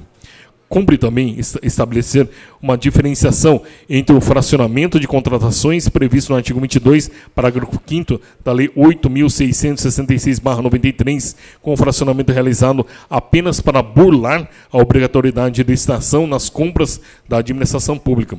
O fracionamento contemplado pelo artigo 23, parágrafo 5º da Lei de Licitações, refere-se nos casos em que as parcelas de natureza específica de cada uma obra ou serviço podem ser executadas por pessoas ou empresas de especialidade diversa. Isso posto, saliento que o agente que privilegia indevidamente determinado fornecedor a partir da contratação direta de determinado serviço, obra ou aquisição de produto viola também o princípio da impessoalidade. Sobre o princípio da impessoalidade, a teor do artigo 4º da Lei 8.429/92, ensina Marino Pasagrini, filho, que é decorrência direta do princípio democrático, tendo o administrador o dever de, como mero gestor da res pública, não fazer ou de alguns aquilo que é de todos. Além disso, o princípio da moralidade, assim como o dever de honestidade, também restam maculados com a inobservância da realização obrigatória de licitação, se não vejamos. Ensina José Afonso da Silva, citando Ariô, em que a moralidade administrativa consiste no conjunto de regras de conduta tiradas da disciplina da administração. Portanto, ao utilizar o poder no qual foi investido por um mandato popular para dispensar indevidamente o imprescindível certame licitatório e beneficiar indevidamente os fornecedores agraciados com as contratações diretas, o agente infringe o princípio da moralidade e o dever de honestidade íncitos a todo administrador público, e se na expectativa normativa é de que o administrador público paute sua conduta em conformidade com o dispositivo do ordenamento jurídico e comportamento administrativo, este desborda deste padrão de observância rigorosa dos parâmetros legais, viola também a moralidade administrativa. E o prefeito José Ricardo Raimundo deveria atentar-se para o seguinte ensinamento de Francisco Otaviano de Melo Prado, que fala sobre o respeito do dever de honestidade, sequência direta do princípio de probidade administrativa, que vem a ser um aspecto da moralidade administrativa, sendo a probidade administrativa o dever de funcionário público servir a administração com honestidade, procedendo no exercício de suas funções, sem aproveitar os poderes ou facilidade delas decorrentes em proveito pessoal ou de outrem a quem queira favorecer. Assim sendo, é notório que o prefeito José Ricardo Raimundo feriu o maior princípio resguardado pela legislação enquanto se trata de administração pública, que é a probidade administrativa. Nesse diapasão, ao entendimento das leis propostas, segue-se que o prefeito José Ricardo Raimundo feriu, ao mesmo tempo, a lei orgânica do município em seu artigo 64, incisos 4º e 6º, o decreto 201/67, em seus artigos 1º, incisos 2º e 4º, artigo 4º, incisos 7º e 10º. Do afastamento. Como descreve claramente o artigo 66 da Lei Orgânica do Município, o prefeito ficará suspenso de suas funções quando estiver sendo investigado por crimes de responsabilidade, assim que for instaurado o processo na Câmara Municipal in verbis. Artigo 66. O prefeito ficará suspenso de suas funções, inciso 1º, nas infrações penais comuns, se recebida a denúncia ou queixa-crime pelo Tribunal de Justiça do Estado. Inciso 2º, nos crimes de responsabilidade após instauração de processo pela Câmara Municipal. Assim, excelências, a órfã está na Lei Orgânica do Município, em seu artigo 64, incisos 4º e 6º, o Decreto-Lei nº 201/67, em seus artigos 1º e inciso 2º, comentando nos dois casos supostos crimes de responsabilidade, deve ser afastado imediatamente de suas funções, assim que admitida a denúncia por esta Casa. A permanência no cargo de prefeito atrapalha qualquer investigação, seja realizada por essa Casa de Leis ou pelo próprio Ministério Público. Nobres vereadores, se afastarem o prefeito por esse feito, terão sua decisão avalizada pela Justiça Pública e principalmente pela população, que já não suporta mais esse desgoverno.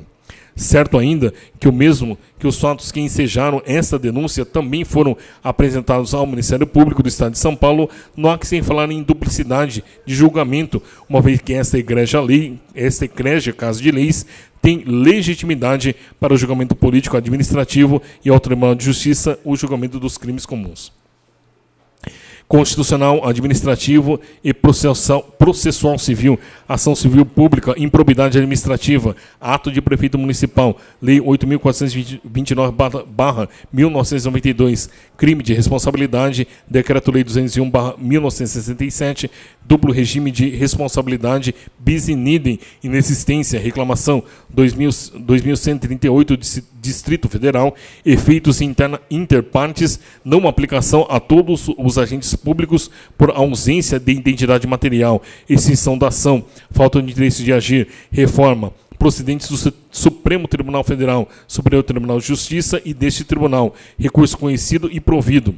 Primeiro, não há qualquer antinomia entre o Decreto-Lei 201/1967 e a Lei 8.429/1992, pois a primeira impõe ao prefeito e vereadores um julgamento político, enquanto que a segunda submete-os ao julgamento pela via judicial, pela prática do mesmo fato.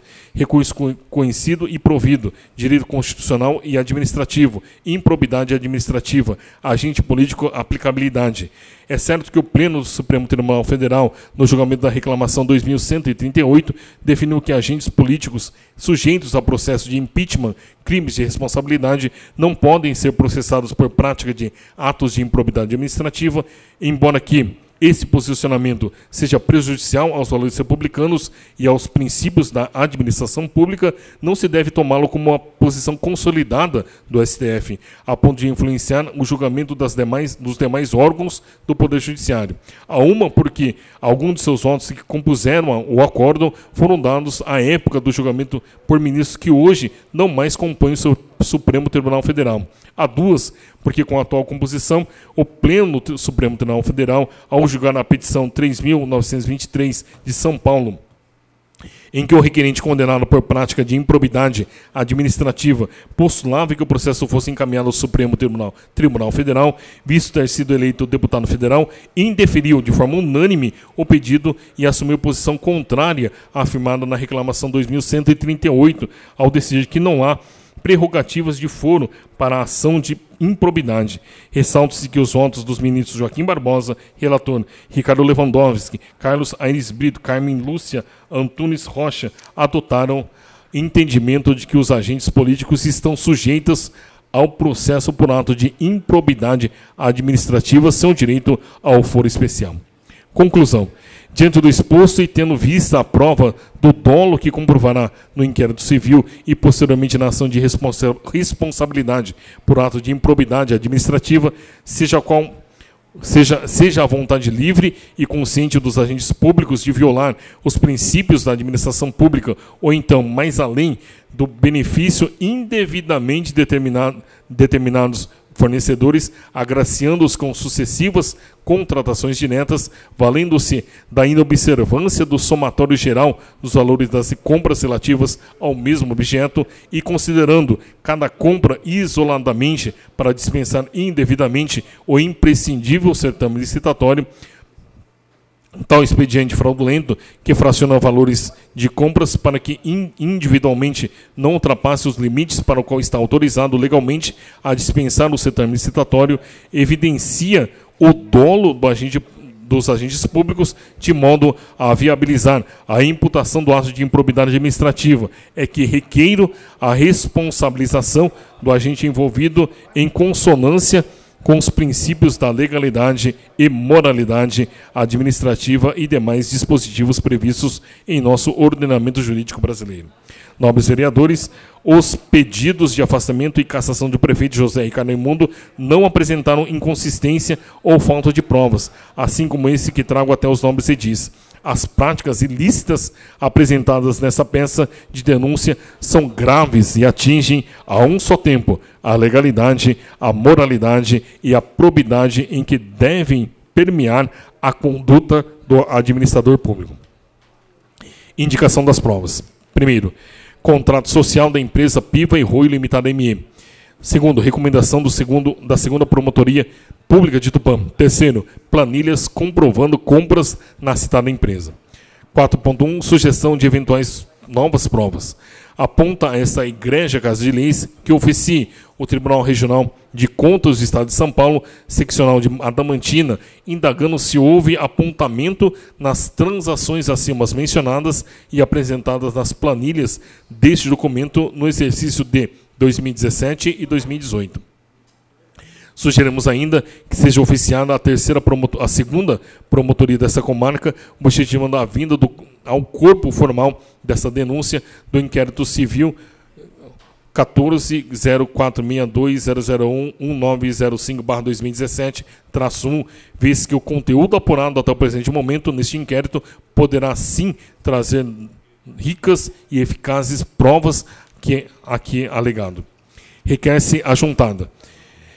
Quinto, requerimento. Diante de todo o exposto, requer: primeiro, o recebimento da presente denúncia e sua leitura no plenário na primeira sessão da Câmara, após o protocolo da mesma, como determina a lei, procedendo-se à votação para o seu recebimento, constituindo-se na sequência comissão processante, seguindo-se na instauração do contraditório e cumprindo-se as demais formalidades procedimentais, culminando por julgá-la procedente para a fim de condenar José Ricardo Raimundo à perda do cargo de prefeito municipal de Tupã, por total afronta à lei orgânica do município e em seu artigo 64, incisos 2º e 4º, crimes de responsabilidade, Decreto-Lei 201/67, em seus artigos 1º, inciso 2º, crimes de responsabilidade imprópria, e artigo 4º, incisos 7º e 10º, crimes de responsabilidade própria. Segundo, o afastamento imediato das funções do prefeito José Ricardo Raimundo, nos termos do artigo 66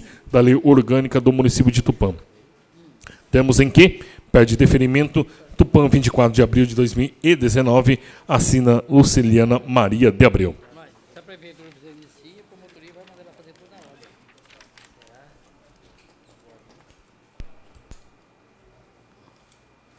De acordo com o parecer jurídico da Secretaria Legislativa Jurídica, o rito a ser utilizado para admissão e eventual prosseguimento da presente denúncia será o contido na legislação federal que rege o assunto.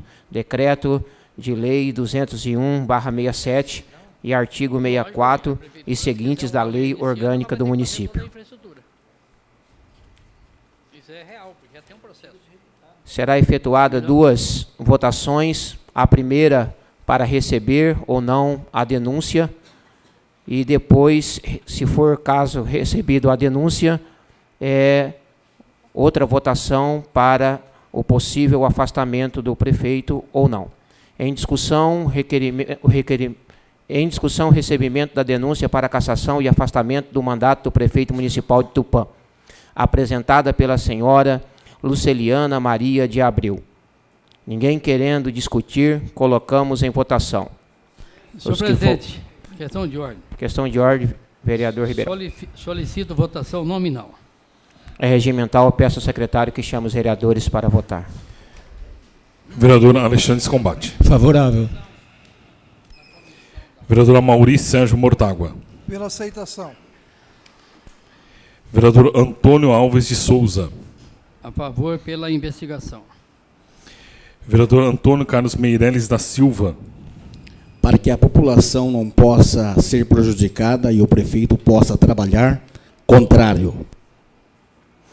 Vereador Augusto Fresneda Torres. Vereador Charles dos Passos. Favorável pela aceitação.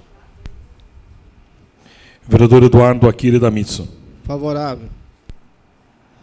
Vereador Gilberto Neves Cruz. Vereador Osmídio Fonseca Castilho. Contrário. Vereador Paulo Henrique Andrade. Favorável. Vereador Renan Vitor Pontelli. Favorável. Vereador Thelma Tulim. Favorável. Vereador Tiago Matias. Favorável. Vereador Walter Moreno Panhossi. Contrário. Senhor presidente, temos 4 votos contrários e 10 favoráveis. Lembrando que o quórum para aceitação da denúncia é a maioria simples, portanto, 8 votos. Sendo assim, a denúncia formulada pela cidadã Luceliana Maria de Abreu para cassação e afastamento do mandato do prefeito municipal de Tupã está recebida pela Câmara Municipal. Em discussão, o pedido de afastamento imediato do prefeito municipal, conforme denúncia da senhora Luceliana Maria de Abreu. Ninguém querendo discutir, colocamos em votação. Questão de ordem, presidente. Questão de ordem, vereador Paulo Henrique Andrade. Solicito votação nominal também para essa apuração. É regimental, peço ao secretário que chame os vereadores para votar. Vereador Alexandre Combate. Contrário.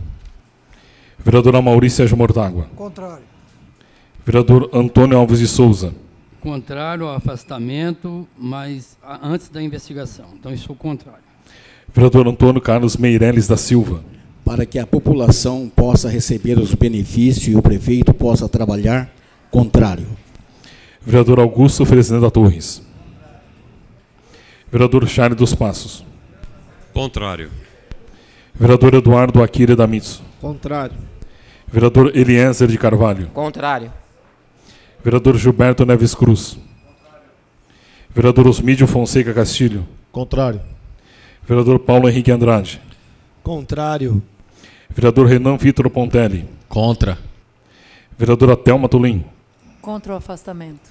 Vereador Tiago Matias. Contra. E vereador Walter Moreno Panhossi. Contra. 15 votos contrários, senhor presidente.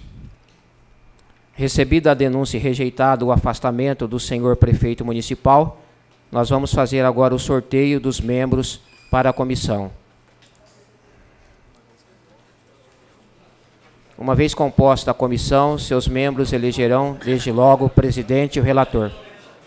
Gostaria de chamar o vereador Walter Moreno para que nos auxiliasse ali, fiscalizando, o vereador Ribeirão e o vereador Charles dos Passos, para que possa fiscalizar e fazer o sorteio para escolher os membros da comissão. Senhor presidente, como é de praxe, o nome do presidente... Peço para que verifique a urna, para ver se a urna está... O nome do presidente também está sendo retirado, não participa da comissão.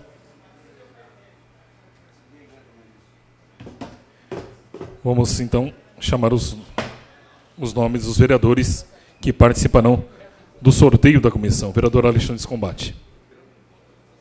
Dobra em 2 vezes, por favor.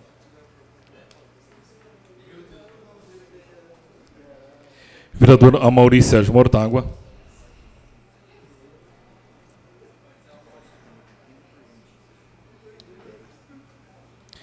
Vereador Antônio Alves de Souza.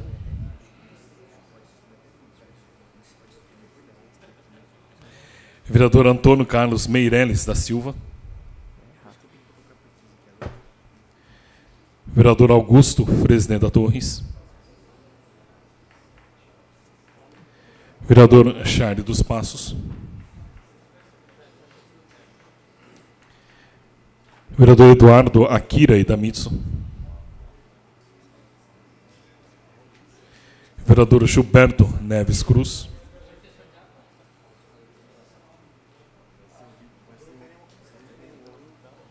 Vereador Osmídio Fonseca Castilho. Vereador Paulo Henrique Andrade. Vereador Renan Vitor Pontelli.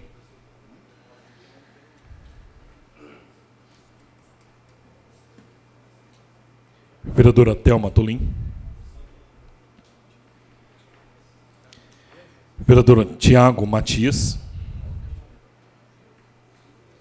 E, por fim, vereador Walter Moreno Paiossi.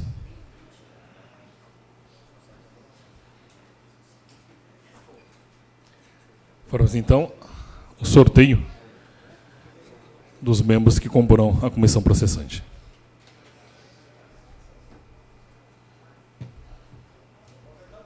Peço ao vereador Walter Moreno. Sorteio o primeiro nome, por favor.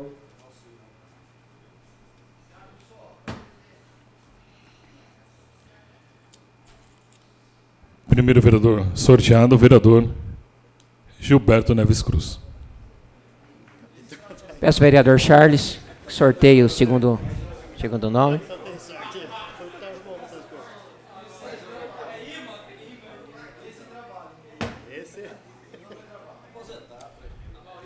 Segundo membro a ser sorteado, vereadora Thelma Tolim. Peço ao vereador Ribeirão que sorteie o próximo nome.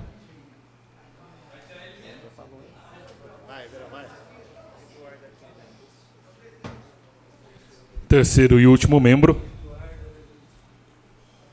vereador Renan Vitor Pontelli.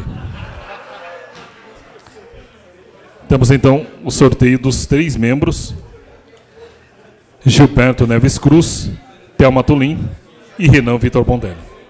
A sessão está suspensa por até 15 minutos para que possa ser eleito aí o presidente, o relator e o membro.